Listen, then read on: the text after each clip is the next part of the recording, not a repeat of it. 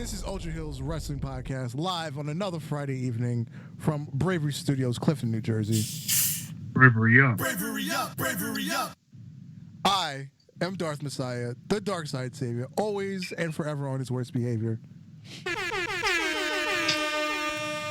Mr. DM, catch me in your mama's DMs. And then go ask your mama, I don't get hard, I stay hard. All right. That's cool. Oh, it is cool. And we got sound bites back. Yeah, that makes sense. They're not only are they back, they're better than ever. And you, introduce yourself. You know who it is. It's your boy, X-Man Damn. It's not a sham. It's not a scam. It's the real X-Man Damn on Instagram. Follow me, fam. Yeah. Mr. Off the Ladder with a weak bladder. Mr. Off the Turnbuckle with a bloody knuckle. Mr. 5-hour Phillip. Mr. Meal for Tuba is really for one. I'm Schmack Power watching SmackDown. Can I use your WWE information? Until they get rid of it, but yes. This is true. You might as well just delete it now. Delete. Mr. Razor Cabron, Mr. Pipe Wrench, leave your wife drenched, Mr. Show Me the Facts, Man Damn, and welcome to the Ultra Heelz Wrestling Podcast, fam. That's what I expected. Now, before we go too far into the show, let me talk about something that happened today that's actually happened a couple of different times, maybe like 4 or 5 other times. So, as you see, I'm wearing AJ Styles Untouchable, phenomenal. Anyway, so I'll be out. The rare red one. Yeah, I'll be out in public, right? And I'll just see these little kids, just random kids, maybe 8, 10, 12, whatever. They're like, "Oh, I love AJ Styles, bro. Cool T-shirt," right? So I'll hit them with the too sweet, and they don't too sweet me back. Y'all better raise your children better. All right. What? If you're a wrestling fan God. and your kids like wrestling too, y'all need to teach them better. If I too sweet your kid and they don't too sweet me back, I might catch a case next time. They're not familiar with the great, phenomenal one from the New Japan Pro Wrestling era. Now that I got that off my chest, how you been? Most likely, they don't even know what the Bullet Club is. So I've been. The Good Brothers do too sweet. They should know what too sweet is. They do it 10% of the time they're there. Almost. It's like they forgot. Wait, hold on. One more rant. This 7-Eleven Strawberry Lemonade is trash. The 7-Eleven peach tea is bomb. This Strawberry Lemonade is trash. It is canceled. And they have a guava juice one. I saw the guava one. I put it back down and picked this up because I thought I'd like it. But it's trash. Okay. That guava is life. How was your week? How was the past 2 weeks? Because we've been gone for 2 weeks. Oh, yeah, because last week was Valentine's Day, and we were all suckers, and we had to take females out. I was enjoying my Valentine's Day, sir. I don't know about you. Oh, I mean, I enjoyed it, but I'm still a sucker because I had to take my female out to dinner. You had to? Or wanted to? A little bit of both. You're lucky she doesn't watch the show. This is true. But yeah, that makes sense. Yo, he sounds so familiar, man. Anyway, how was the past 2 weeks for you, Marv? How you been? Been Mondo righteous. I've got some good news recently that I can't announce on the show just yet, but good news more than what I told Dark before the show. I forgot to mention something else to you guys. Oh, you're holding back on me. No, I just forgot. Oh, okay. That's another story. But yeah, man, it's been nothing but good news for the last week, and just feeling good, man. Just feeling good. It feels good to have the Ultra Heelz back. I'm glad to hear that, bro. So as you can see, my grab bag came in from Pro Wrestling Tees. Make sure you go on ProWrestlingTees.com. And if you want to get a special discount, put X-Man Damn, it's not a scam. Get 10% off. Seriously? No, I'm just fucking with you. But I'm sure they have deals all the time, so you could definitely grab something pretty dope. So the grab bag pretty much is like 2 random shirts that are like overstocked, and I also got a grab bag for like the little micro brawlers. So I got this Kenny Omega shirt, which I'm pretty psyched about because this is like one of his first AEW ones, and I'm glad that I got this instead of something I didn't like. The micro brawlers that came in, it was actually a 3-pack because I asked for 3 and they gave me a 3-pack. I guess I was pretty like hyped to get 3 different ones, but whatever. I was in Target the other day and I saw micro brawlers and I was like, I should grab a couple and send them to you. But wait, they have micro brawlers in Target? Yeah. The brand? This shit? Yeah. Oh wow. Well, anyway, I got the Kingdom. I don't know if you watch ROH. The Target in North Bergen had them. I don't know if you guys watch ROH, but I got these guys, the Kingdom. Not familiar with the Kingdom. You know who Taven is, though, right? Yeah. Yeah, it's Taven and his 2 buddies. Taven, he had like a rivalry with Marty Scurll and stuff in their group. Pretty cool though. Like, can you show the screen again? Yeah, I can show it again. Speaking of which, I see. Well, I got the picture. Speaking of which, Nick Aldis made an appearance in ROH a couple weeks ago. Yeah, they're doing really good things, man. Yeah. ROH and NWA. Oh no, didn't we cover that? We covered that 2 weeks ago, right? When yeah, we did. Marty Scurll made his counter offer. Yes. Okay, yeah. So we were talking about that. So, my girl got the other shirt that was the randomized shirt, and I also placed an order for a botched shirt. So this could be something like the logo's crooked, or like the logo's in the back of the shirt. They fucked up somehow in color, or like paint, whatever. Yeah, it's a botched shirt. The last time you mentioned that, I'm telling you, those might be like worth something one day because they messed up. Could you figure out the botch in this shirt? They put it's like part Nightmare, part New Japan logo. It looks a little. I didn't even think of that. I think it was probably supposed to be a Nightmare shirt, but then they like Cody Rhodes. Yeah, the Cody Rhodes one, but then they pressed the New Japan logo over it. Oh, that's what I think it is. Because me and my girl thought that it was. Me and my girl thought that it was like kind of crooked, like it's like that. I mean, it could be crooked, but regardless of the fact, this shit is pretty dope. Well, go on the website and see if you can find a New Japan logo shirt with an American flag in it. Yeah, I'm gonna check it out. I've been meaning to. Because if you can't find that, then that's the mistake. They pressed the 2 things together. They also gave me a magnet chair. By God, he's got a steel chair. All right, that's cool. It says Pro Wrestling tees on there. It's pretty cool. Shout out to Ex Madame because for Valentine's Day we got the limited edition Young Bucks pops. Word. Pretty lit. New Japan edition. And the other day I came across a pawn shop and got hella fucking wrestling. You showed me already. So we got over here SmackDown vs. Raw 2010, 2011, OPS3, TNA Impact, which is pretty lit. Yeah, that's a good game. It's pretty lit. Like and SmackDown vs. Raw 2009. And of course, CM Punk Edition 2K. Darth Messiah's favorite. No, actually, I didn't like that year. I love the cover because it's CM Punk, but I didn't like that year because they changed the gameplay and I struggled with it all year. Yeah, they did change. It is a little different. Because I don't think I understood submissions. Like, it took me like the entire year to figure out submissions.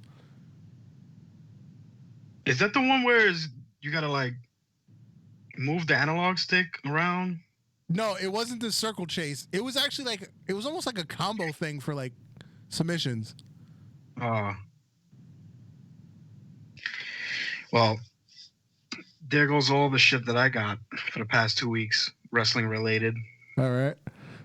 Let's jump into our headline. The epic moonsault by Cody Rhodes off the top of the steel cage. I've been waiting for this. The first steel cage match in AEW history. It was Cody versus Wardlow, MJF's enforcer. In a singlet. In a singlet, yes. I didn't think he was gonna wear a singlet. I thought he would wear like jeans and like no shirt. Well, I did a little research into his background. It seems like he's always worn a singlet when he wrestles. Yeah, because like I just like looked up like what he did before AEW, and it seemed like he always wore a singlet in like all his old pictures. Yeah. Yeah. Fucking, I was so hyped to see how that cage would look. If it looked like gimmicked out, if it looked like too cheap or whatever, but it actually looked pretty good. Now, do you want to know why the cage touches the floor? I have the answer. I want to know. Okay. I did. It did look funny though in the bottom. Okay. If you go back in the history of wrestling to the 70s, the 60s, in WCCW in Texas and the Memphis territory, the first steel cage matches in major arenas, the cage was bigger than the ring itself. There was a little bit of space between the cage and the ring where you could stand. Not like, 10 feet like Hell in a Cell, but, just enough for you to stand. When Jim Cornette invented Hell in a Cell, he invented Hell in a Cell. He didn't come up with the name, but he came up with the concept. He took the cage that's on the floor and not up against the ring. He took that, he combined it with the roof from the War Games, because War Games was the only cage that had a top to it. Put that together, you get Hell in a Cell. So you go back to the 60s and 70s, there were cages that touched the floor as opposed to just being right up against the apron. Thank you. Show me the facts, man. Damn. Yep. So there's your little history lesson for the day. I like the way the cage looked because if you think about it, like they have their ring. There's like extra stepping space outside the ropes. Oh yeah, they have a wide ass apron. Their apron's like almost 3 feet wide. Yeah, so like it looked perfect. It looked good with the cage, and I was impressed. And to be honest, that whole episode of AEW Dynamite was a fucking pay-per-view. It felt like a pay-per-view. It felt like a big time show. You know what? I was really skeptical about the Battle Royal, and minus like the Dark Order stuff, I loved the freaking Battle Royal. Yeah, it was pretty good. I mean, I don't know about the Young Bucks taking it. I didn't like the fact that Nick Jackson was like the sole survivor against like a full team. If it had just been like it was Nick or Matt. I thought it was Matt. I thought it was Nick. Whoever it was, whichever one it was. But if it had just been like one member of like 3 different teams, fine. But the fact that he beat a team by himself was too much. Whoa, hold on. There was 3 sets of heel tag team men against Matt Jackson. It was left. It was Santana and Ortiz. It was yeah. And then it was Kazarian, wasn't it? No, they got thrown out quick. Who else was left in? The Butcher. It was the Butcher. It was the Butcher. It was Santana Ortiz, and then Matt Jackson. Those were the last 4. Mind you, the Inner Circle was outside the ring also. Like, oh yeah, Sammy Guevara was there, and messing around. Oh yes, the fucking super kick to Sammy Guevara when he tried to do the springboard into the ring. He kicked the life out of Sammy Guevara. Not only did he kick him, he stepped on his face. Yo, was it you that you posted on the Ultra Heels Wrestling podcast of the comparison? Did I? I might have put it in the story. I don't remember. So there was another time that this was done, and it looks kind of similar. And it was Shawn Michaels giving the Sweet Chin music to someone. Oh, that wasn't me then. That was somebody else's account. So, I mean, it looked just like it, and Sammy Guevara just died in the middle of the ring. Yeah, that shit was crazy. Yo, rest in peace to Sammy. Yeah. You want to just get into you want to just talk about AEW real quick? Yeah, we might as well, since it was so good. All right. Yeah, I've been waiting for this. What did you think about the opening? Was that the opening match? That was the opening match, the Battle Royal, yeah. All right. What did you think about the Chris Statlander match with Shanna? It looked... Britt Baker on commentary. Britt Baker, thank God she found her groove, because she was going down a really bad path with those two promos, like the cruise and like the week after the cruise. Yes. Thank God she found her stride as a heel. Well, it only took her 3 weeks. Yeah. And this week felt much better because she was literally not being such a bitch, and she was actually, you know, she brought she was being a dentist. I don't know how you say it. Yes. She brought Tony Schiavone a cup of Joe with his face on it. Yeah. His logo and all. Yep. It's kind of like, you know, being a bitch without being a bitch. But I like the way that they I don't know if she's been practicing or they actually told her, well, you got to do this until you get it right. So she did it right. Or Adam Cole's writing her promos now. You would think that they would like talk to each other every day and be like, listen, you know, you should do this or do that. But I don't know. I think Adam Cole would have said like, hey, like you really need to like fucking work on your promos, yo. But the Chris Statlander match and Shanna was amazing, bro. Shanna came out with the Dragon Ball Z get up. She had a Goku outfit, yes. Shout out to the referee for smacking that ass. I didn't even notice until you sent it to me. Yeah, because it was the second to last count. Okay. Shanna was pinning Chris Statlander. Yeah. And it was a 1, 2, and then Statlander kicked out, and he was like stopping his hand, and she pretty much jumped in front of his hand. Yeah. It was pretty funny. The Nyla Rose promo, that was lit. Oh yeah. And what do you think about like all the girls like coming out and showing her like, you know, we're coming for that title? Like I think they did that really good too. Like it shows who is. I have this thing about the way they've been doing those like face-offs on the stage. It's too stagey. You know the way WWE does like those weird promos backstage where people just suddenly just walk into the screen. It's like obviously everybody was standing in the same room to walk into the screen to do this promo. And to me, it's like the same thing. Why is everybody walking out to the same point in the middle of the stage to do this promo? It's too stagey. I don't like the way it's presented. The execution was great, you know, once everybody's speaking, but just the presentation is too stagey in my opinion. I think it was perfectly executed because it's showing, you know, the fans this is who we have next on the table. Mm-hmm. And Big Swole came out, did a thing. A couple of other chicks came out. I don't even remember. Doesn't even matter. But it was just good because usually, I don't know, they haven't been pushing the women's division the way they were supposed to. That's because Riho was champion. Riho, the 80-pound Riho champion that never was. They really need to change that title. I take dumps bigger than Riho. Damn. Okay. I take dumps heavier than that women's championship title. How about that? Yeah. They need to make that belt bigger. Like the front plate is the size of fucking Nyla Rose's fist. You saw the way she was holding it? Yeah. It just looked. It's really small. I don't know. They need to change that. It needs to be bigger. It's the whole Joshi thing that Kenny Omega wants to push that nobody in America seems to care about. I mean, we didn't even talk about Nyla Rose winning the women's title.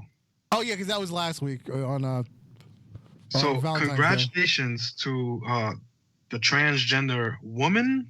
Am I saying that right? Trans woman. Transgender. No, trans woman. Trans woman. The first trans woman to win a women's championship title. Major company. Major company. I'm sure it's happening in the indie somewhere. Like, I know it was a little hard on her in the beginning and saying, like, you know, fuck that shit, that shit's cheating. But at this point, after we had Riho holding the title, the 80-pound champion, it's what was needed to revamp the women's division. Because as you were saying, it was dead. It was dead. It was bland, and it just felt like it wasn't even a thing. Yeah. So Nyla Rose got a huge pop last week. Yep. Because everybody else is tired of Riho too. Yep. I mean, what do you expect? Sorry, Kenny Omega, you can't, jerk off in the back during women's matches anymore. And look at little Chinese Japanese kiddie porn. Yeah. Whoa, But, allegedly. Let's not go that allegedly. far. Let's not go that far. We're a small operation. Let's not get shut down. But yeah, shout out to Nyla Rose winning the women's championship title. I do want to see like Statlander going after her for that title. Maybe not so quick. Maybe Big Swole could go after her first, and then she could have a couple of title defenses. But to be honest, Nyla Rose should hold that title for at least a year and just ride it out. There has to be an angle where Awesome Kong wants to come back. Well, okay, basically have Nyla Rose destroy the whole women's division, and it's the point where Awesome Kong has to come back, but then it's just still not enough, and that's how you put Nyla Rose over for good. Yeah. But then you have to figure out a way to beat her in maybe a 6-way match or something. Like how you. Let me ask you this. I know Sonny Kiss is in the men's division. But isn't it fair for him to go after that women's title too? It's the same game. Yeah, but is he identifying as female? I always think I'm under the impression he still identifies as male. So why would he be in the women's division if he identifies as male? I mean, he had 3 matches already? I think he needs to have more time on TV. Exactly, he's not on TV. He's not on. They're not pushing him on TV. He had 1 dark match. He had 2 dark matches. They had him in the pay-per-view battle royale and the battle royales that they had on regular TV. We need Sonny Kiss to show his shit already. No homo. I want to see them push him so much, so bad. And it's things like that. They did. Why didn't they pushing him? I don't understand. Why is he not getting? Are they scared about people talking shit about trans, gay people or whatever? Fuck this shit, man. It's 2020. Let's get with the program. This is true. This is very true. And next, I had a really, really big problem with the outcome of this match. Jeff Cobb lost to Jon Moxley. All right. First of all, last week, Chris Jericho announced that he's going to come next week and debut. And to be honest, it fizzled his debut, period. It just straight shitted on him when he first appeared. Well, because if he would have just appeared that night without nobody saying nothing, he would have got a major pop. And instead, he got nothing. But because they were expecting him. It goes back to the thing where AEW is bringing in people that are known within niche pockets of the wrestling industry, because not everybody watches every little indie company. So you have to say who he is before he shows up. Because when it's like when Wardlow first showed up, nobody knew who Wardlow was. It was just who's this big guy? So did you know who Wardlow was? No. You know who Jeff Cobb is? Yeah, Jeff Cobb. I've heard the name. We've seen him live. We did? I don't remember. We've seen him live at Pro Wrestling Magic. I think he wrestled Keith Lee or something. Okay. Or maybe it was JT Dunn. Something like that. I think it was JT Dunn, now that you mention it. Oh, JT Dunn it was. Yeah. Okay. They had a tables match or something like that. Yeah, now it's starting to make sense now. Okay. It was really good. It was a really good match. Okay. Oh no, maybe it was JT Dunn and the guy that just got arrested. Fuck, man. From the Hart family, Teddy Hart. Oh. Was it JT Dunn and Teddy Hart? It doesn't matter. No, I don't remember seeing Teddy Hart. I think that was the one I didn't go to. Man, yo, Teddy Hart got arrested with fucking drugs, bro. And he's going to be gone for a while. Yeah. But yeah, anyway, how do you have Jeff Cobb, come out, dominate last week? He's supposed to be this dominant force, and he loses to a roll-up. Yes, it's Jon Moxley, but if Jon Moxley's going to win, have him win clean. Have him win like, oh, he's like barely alive after having a match with Jeff Cobb. Like, I would have been happy if Jon Moxley would have lost to Jeff Cobb. Exactly. I would have been fine with Moxley taking that L. Because it's a good push. Because you're putting over this guy that's supposed to be a beast. And he loses on his first night. I really think that as soon as they announced that he was going to be in the inner circle, like, I really thought he's gonna be the one to turn on Chris Jericho out of all of them. No, it'll be Sammy Guevara. Because, he's like supposed to be like a chicken shit. So he'll be the one to turn. I mean, if somebody's going to turn on him, it's going to turn into a rivalry for the title. And I would love to see Jeff Cobb and Chris Jericho go at it for the title. Yeah. So, again, Jeff Cobb lost, right? Main event. Why did Wardlow lose? Same situation. You have this guy that's supposed to be a freaking beast in his debut match losing. You think he would have kicked out of that moonsault off the top of the cage? Road Dogg did. Yeah, he did. But that was a splat. That was a moonsault to flat, laying on the ground. But in our thumbnail, there's the time Cody did it in the WWE. It was the Rhodes brothers versus the New Age Outlaws. Cody did the moonsault off the top of the cage, hits Road Dogg kicks out. You know what's funny? Those two moonsaults kind of look identical. Because, like, when he does a moonsault, he turns a little bit and lands on his side. Well, when you're doing it from that high up, you can't land flat because you're going to break something. You have to kind of land crooked. That's what she said. You want to do the AEW? Go ahead. What I was going to say, I'm going to do a quick news story or two. Go ahead. Throw it in there. Lay it on me. Oh, something we mentioned at the top of the show with the WWE Network. WWE is trying to sell their pay-per-views, right? Yes. So it was announced. I forgot to say that 3 weeks ago. They're trying to sell the pay-per-views to ESPN Plus or the upcoming Fox app or the upcoming ABC app or who else? HBO Sports. They're trying to sell the pay-per-views. Oh my God. Showtime. They're trying to get like UFC money for their pay-per-views now. The last thing I heard about it was that they were trying to sell WrestleMania to be showed on live TV to like Fox or something. That I didn't hear, but I do know that they want to take the pay-per-views off of the network, and it's gonna go to higher, I guess, a bigger audience for a streaming service like ESPN Plus, because that's what UFC does. ESPN uses ESPN Plus. That sucks. Or they want to go to Fight TV, which is stupid, because basically it's the same thing as WWE Network. But anyway, what was the other thing? Oh, and it's not like every pay-per-view is going to one service. It's like they're going to sell a couple to this company, a couple to this company, a couple to this company. So now you got to go and sign up for like 5 or 6 different networks to get all the pay-per-views. Yeah. That's how you killed a brand. But that's how do you expect people to follow? But that's why they fired the 2 executives last month, because they wanted to start doing this. No, because they're the 2 executives that got fired. They're the ones that structured the WWE Network the way it is. you get all this content, and basically every month your pay-per-view is free, right? By signing up for the network.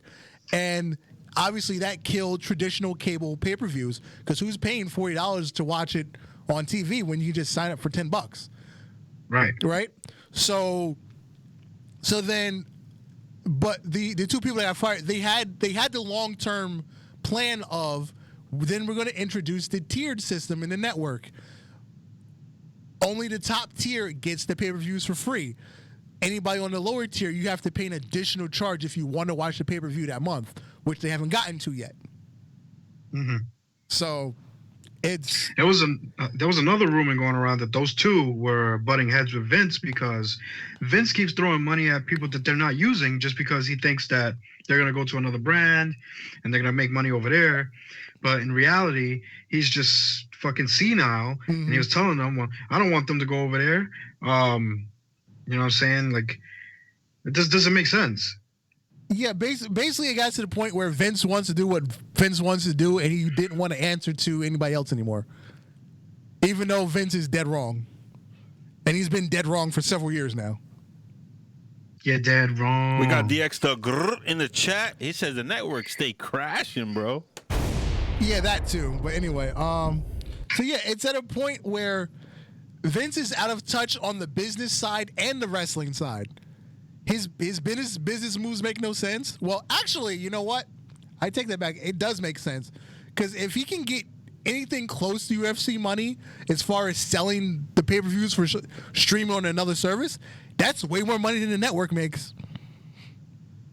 Yeah, I mean, when I heard that that they're trying to put WrestleMania on Fox or on regular cable television, I was like, it's going to be so much longer now, because we're going to have to see like fucking commercials and shit. Yeah.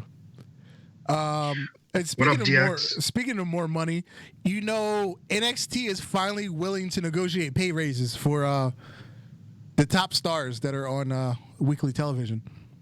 And it only took one girl to leave. Yep. So people like Adam Cole, Finn Balor. Well, no, I'm sorry. Finn Balor is still on a main roster contract.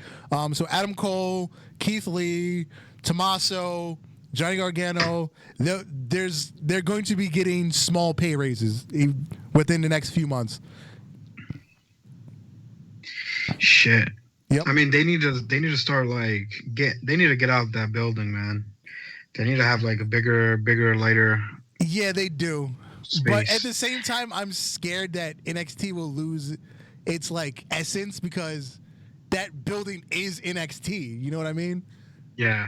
It's like, but if they do leave, they can't do what Impact did and just try to go to the biggest arena in every city, because it's not Raw and SmackDown.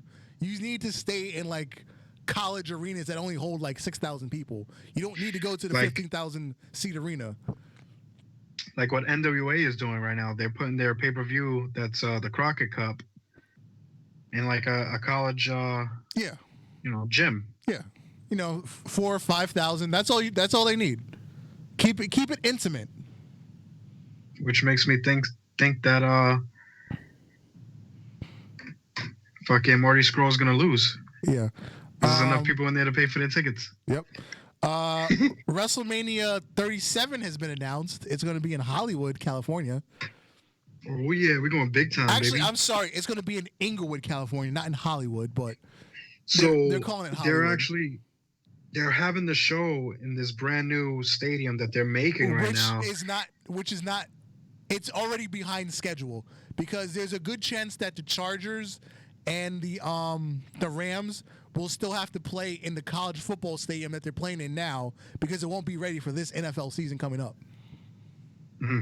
Which is, what is this, February? Football starts in August for the preseason. So you're 6 months away, and they're behind schedule. So I was looking at an interview with Stephanie McMahon, and she was just explaining that the roof, the building, the stadium is going to be so beautiful, because they could project anything that they want from the roof, mm-hmm. from the inside and from the ceiling. Sounds like we have another House of Horrors match. So they're going to turn the whole fucking thing red. Pretty much. So if The Miz doesn't main event WrestleMania Hollywood, do we riot? Yeah, that makes sense. That does make sense, and we do riot. And you know what you do? We finally we go back to our Miz Daniel Bryan feud. That's the main event. I'm fine with that. Well, I got the picture. Let's see. We're gonna be owing somebody some royalties. Nah, not for 3 seconds of a soundbite. DX the Great says, "I hope WWE Hollywood WrestleMania do the movie spoofs again." What else? Oh, you know, Vicky Guerrero has been excommunicated, right? This happened yesterday. Well, what? Vicky Guerrero is excommunicated from WWE. Oh yeah, because she had the little interview that she had with AEW and all that shit. Yep. So now Vince doesn't want. She had a bunch of people lined up to do her podcast, and they've all no-showed now because they're not allowed to go. Yep. It's so sad. It's childish. It's petty. But that's Vince McMahon. They have to do it with Bret Hart too, then. Yeah, that makes sense. But Bret Hart held the fucking he debuted the fucking AEW championship. No, but he was on Raw like 2 weeks later after that. That was the crazy thing.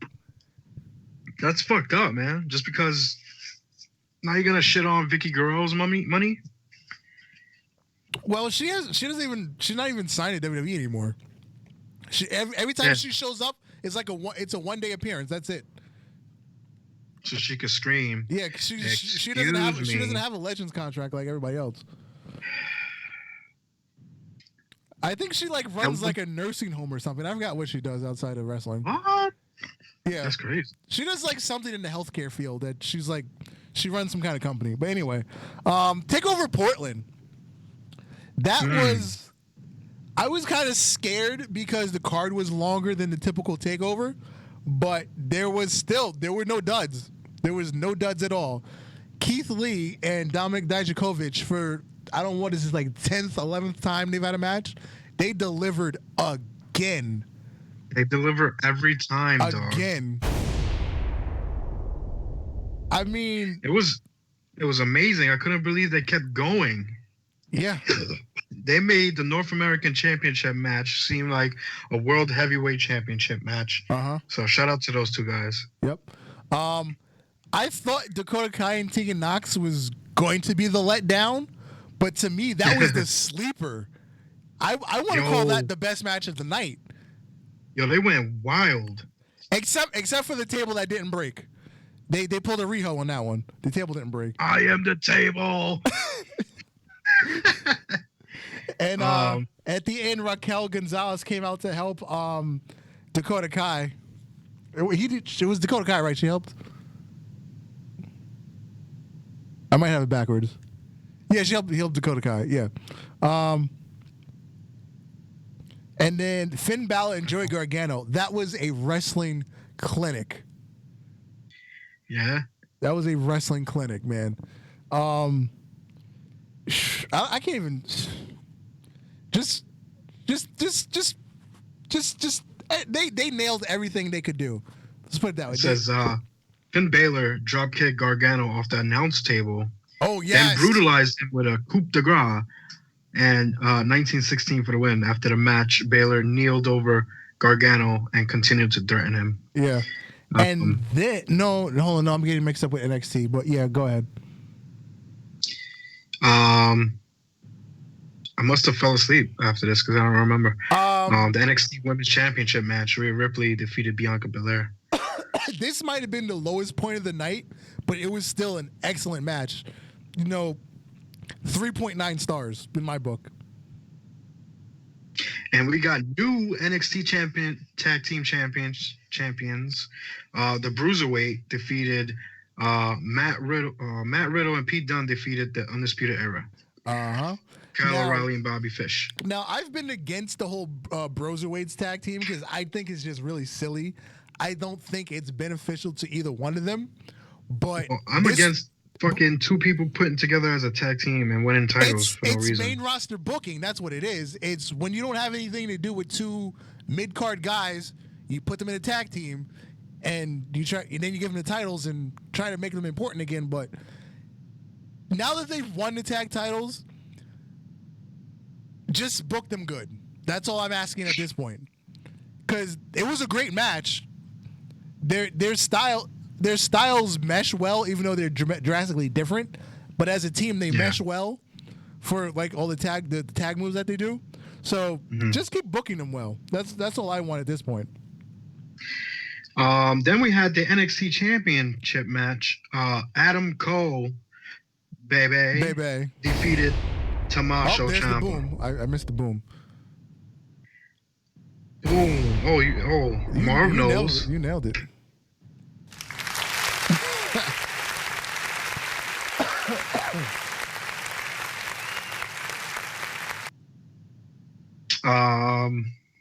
Did you see that match? Yes, I did.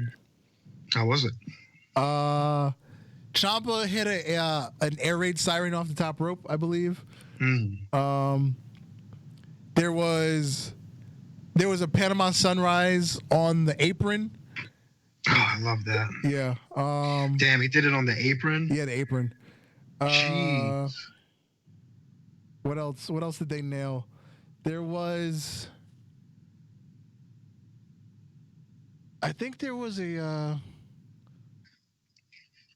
last shot on the stairs. I could be wrong about that one. He hit a last shot in a weird place, but it looked good as hell though. But in the end, obviously, Adam Cole's cronies came out. Undisputed Era came out to help, and it was just too much for Ciampa to overcome. And then post match, out comes Gargano. Looking like he's coming to console Ciampa, and he knocks him out. We get we have a Joey Gargano heel turn now. Johnny Gargano feud going on again. Yeah. Damn. I don't really want them to have to recycle this, but now it's not a bad idea. But just did they need to recycle this? They couldn't do something else with either one of those guys. I would have been happy if those two won the tag team championships. Gargano and Ciampa. Like, instead of, you know what I'm saying? Putting two people together. So the beginning of Raw. Randy Orton opened up again, and Matt Hardy got hit in the head again with a chair. And there goes Matt Hardy's career, pretty much. Yeah. So it's a little sad. This week's episode of Matt Hardy in Limbo, because that's like the in between of like Free to Delete. Yeah. The chair of wheels has returned. Chair of wheels has returned to the Brooke universe. Yes, his wheelchair, that like old like rusty wheelchair, it has returned to the broken universe. And yeah, Matt Hardy's he's selling the neck brace. He's in a wheelchair. Yeah. He's actually selling that neck brace on Free to Delete. Yeah. But shout out to that sign. Somebody had a sign on NXT AEW this week saying Free to Delete. Oh, you know what we didn't talk about for AEW? During the Battle Royal, when the Dark Order had their little segment like in the crowd, did you see Raven? Oh, Raven's my favorite wrestler. Where? Raven was at Dynamite. During that crowd? During that little segment when the Dark Order is standing at the railing talking, because they offered Kazarian. No, they offered Seema a mask. Because remember when Seema got eliminated, he went over to Dark Order. He was talking to them. They offered him a mask, but he walked away. He kept the mask, but he walked away. Right behind him, there's a guy in like a goldish brown shirt. It's Raven. Oh, they got to give Raven a job as a writer on that show. So the newest rumor is Raven is the Exalted One. Wait, he's gonna wrestle? No, he's not. Wait, so he was in the crowd, or where was he? He was planted right behind Dark Order. That's how he was first introduced in WCW too. He was sitting in the crowd. He was just sitting next to Dark Order as they were delivering that little promo. Damn, now you're gonna make me go back. Yeah, go back and watch it. Go back and watch it. During the Battle Royal, when Evo Uno, or Grayson, whichever one, they're talking during the Battle Royal. To the right, there's a guy in a goldish brown shirt. It's Raven. He's just sitting there. Menacingly. Damn. Give that man a job, man. He's too good to be doing nothing right now. Let's just finish talking about AEW real quick because there's one more match. Oh, there was? The AEW Tag Team Championship match, Kenny Olivia and Hangman Page defeated the Lucha Bros. And, of course, the Lucha Brothers don't know how to tag in and out. Oh, no. Of course not. And even the announcers caught that shit. Because they were saying, like, oh, this tagging in and out so quick. It was actually a good match. I was feeling it. I thought, for a second, I thought they were going to lose the titles. But they hit him with the double buckshot V-trigger combo to win that match. What do you think about it? I like where the storyline's going. Cause, oh my God.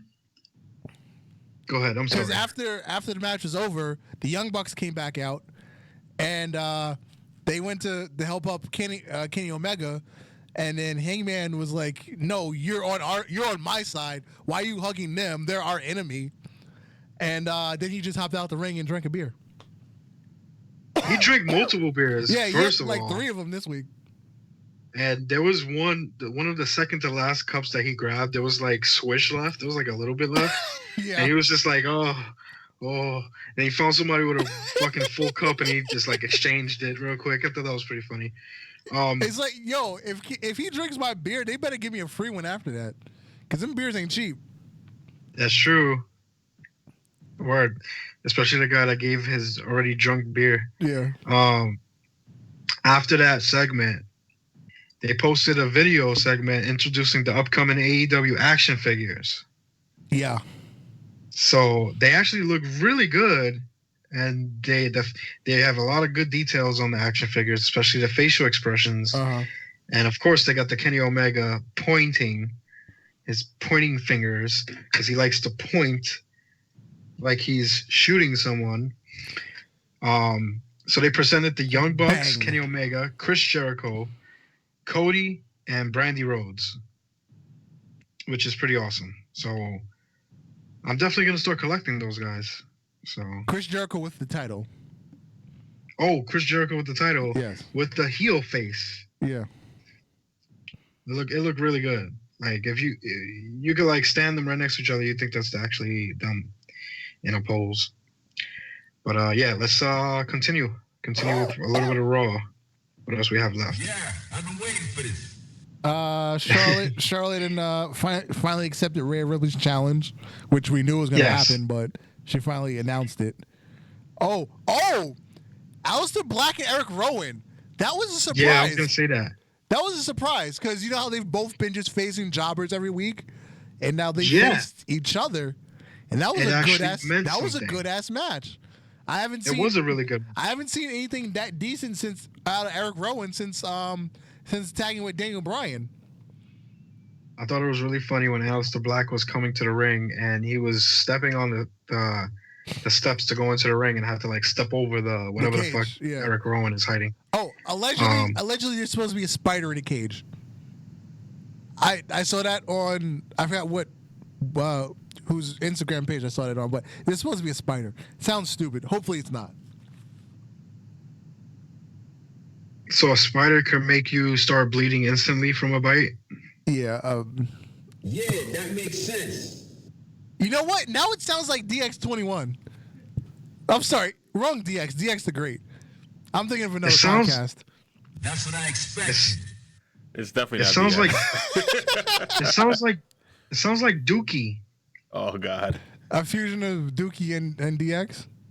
A fusion of Dookie and Dookie. You're gonna make me not want to use it anymore. A fusion Dookie. You're gonna make me not want to use them. When I'm done with this show, I'm gonna look at old episodes of our podcast and take a Dookie.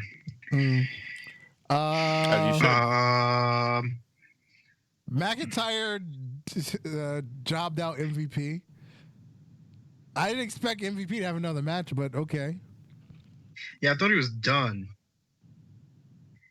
Why does he walk like that? Because he's old now. His knees don't work the same. He can't strut like he used to. I'm coming. Funny. Oh, Shayna Baszler's promo was trash. So the 24/7 Championship Triple Threat match with Riddick Moss defeating Mojo Rawley and R-Truth. Yeah, it was all right. Bobby Lashley and Angel Garza defeating Rusev and Humberto Carrillo, which was pretty funny, that match. I'm trying to remember what I was dying from.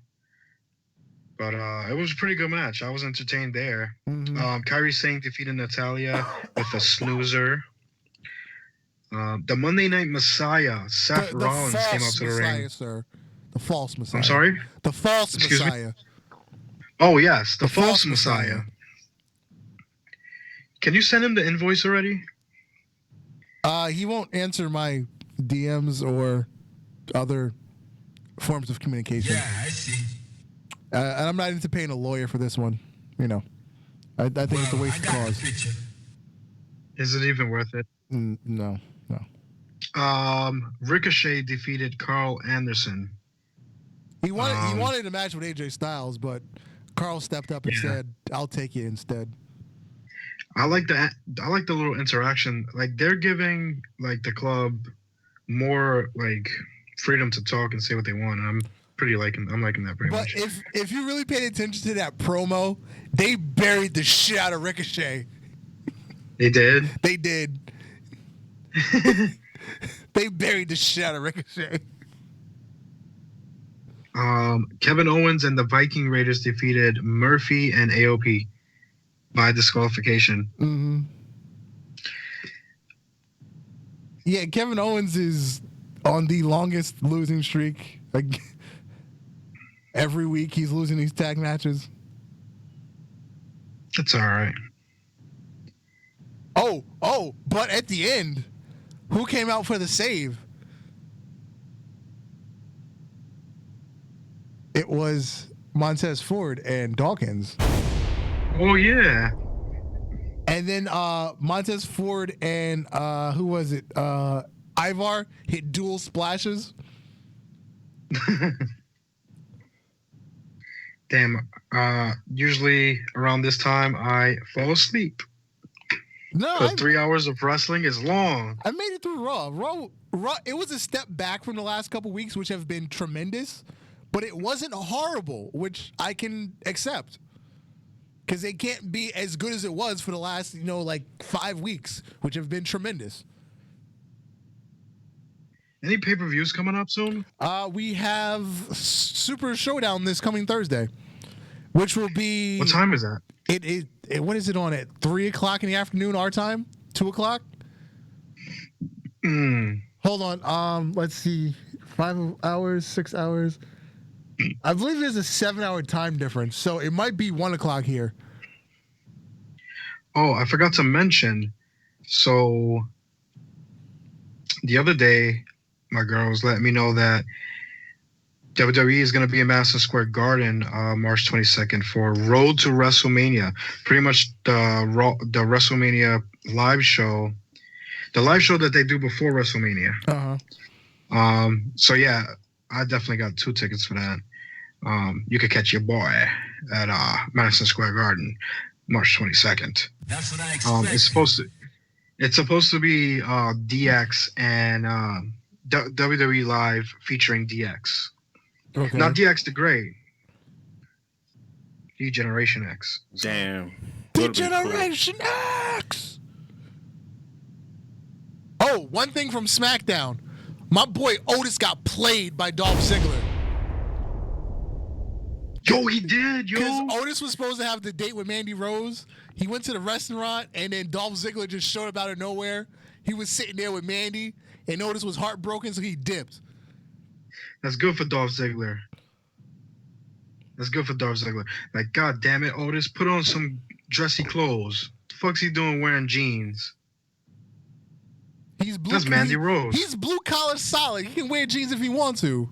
Yeah, I see. Yeah, other than that, there was nothing really from SmackDown. There was no dog food, so that was a plus. That's good. Any SmackDown without dog food is always a plus. No dog food bullshit. But then there was this weird promo between Hulk Hogan and Good Bray Wyatt. Whatever. Oh, and then the Goldberg one, right? Did we talk about that? Goldberg was last week? No, that we talked about that 2 weeks ago. Yeah. Oh no! I'm sorry. That happened the last time we had a show. It happened that night. But yeah, Goldberg accepted the Fiend's challenge, or made a challenge to the Fiend. However you want to. It's funny because like we were talking about it, and what we were saying, like 3 spears and a jackhammer. I called it, by the way. I called it. You called that shit. I said Goldberg. Straight up. I said the Fiend and Goldberg. Who would have known though? Like, how the fuck did you? Where do you get your sources from, Darth? Huh? Hey, because maybe they're funny listening to you. You want to put the Fiend over? Give him this. Because remember, going back to Survivor Series, I said they should have kept the all the main titles. Because you know how like you have the women's versus the women. Because you had Becky, Shayna, and Bayley have a match. How come Adam Cole, The Fiend, and Brock Lesnar didn't have a match? Basically, what the match would have been was you have Brock and Adam Cole in the ring, and everybody's like, "Where's the Fiend? Where's the Fiend? Where's the Fiend?" The Fiend never shows up. So Brock is just beating the shit out of Adam Cole for 5 minutes. The arena goes black. He chokes out Brock Lesnar. The arena goes black again, and then he disappears. And Adam Cole's just crying in the corner. Brock Lesnar just picks him up, F5s the match over. You could have put the Fiend over there, but you didn't. Yeah. So now you need something to actually put the Fiend over as an actual threat because everybody loves the Fiend, even though he's supposed to be a heel. So you have to do something to get him over as like this, dominating evil force again. I mean, I'm kind of I can't wait for that. Like I think that's gonna be a good match. And Bray Wyatt, man, he's got so many good rubs with a lot of legends. The Undertaker. Yep. You know what I'm saying? Now Goldberg. Yep. Did he have a match with Sting or no? No. Sting only had matches against Triple H and Seth Rollins. Yeah. That would have been good. And so there's rumors of Undertaker having another match. Yeah, they're talking AJ Styles. As much as I love AJ Styles, I don't want to see that match. I really don't either. The Phenomenal One versus the Phenom. That's how they're trying to book it. It's like I don't want to see that match. I'm honestly the only thing left I want to see from the Undertaker is Sting or a retirement match. And in that retirement match, it either needs to be a buried alive or a hearse match. You kill him, and he's dead forever. And then he could come back next year as the American Badass. No, he's dead. The Undertaker is dead. Every form except for Mark Callis is dead. They wouldn't do it. Maybe him retiring, the retirement match, but not dying. Because they need him for all access. You broke the streak. You had the thing with Roman where he hung up his he passed the torch. Yeah. So he already had his his fan send off with that year with Roman. That was the the crowd thanked him after the match, and he went out on a blaze of glory. There's nothing left. I don't want to see him have another match. The only way he can retire now is you kill him within the gimmick. You put him in a hearse match, you put him in a casket match, you put the nail in his coffin, and he's done. That's it. Anyway, it's time to go.